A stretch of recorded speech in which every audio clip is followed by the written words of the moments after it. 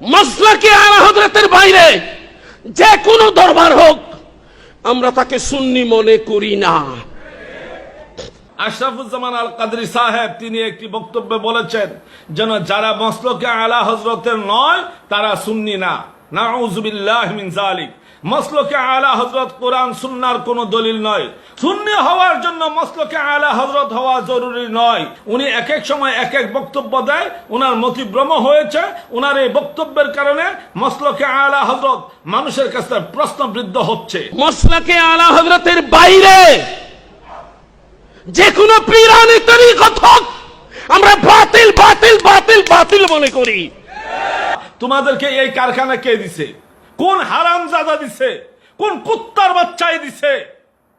কোন হারামজাদা এবং কোন কুত্তার বাচ্চা তোমাদেরকে এই অথরিটি দিছে যেন তোমরা এই দেশের সমস্ত সুন্নি আলেমদেরকে একের পর এক ফতোয়া দিয়ে দিয়ে দূরে সরাইয়া দিচ্ছ? তোমাদের কাছে কি সুন্নিয়ত জিম্মি? বেয়াদবের দল কোথাকার! তোমরা তো সুন্নিয়তই জানো না। জবান বন্ধ রাখবা। যদি আমাকে আরেকবার লাইভে আসতে হয় তাহলে নেতাদের পরনের কাপড় থাকবে না, আমি জানাইয়া দিলাম।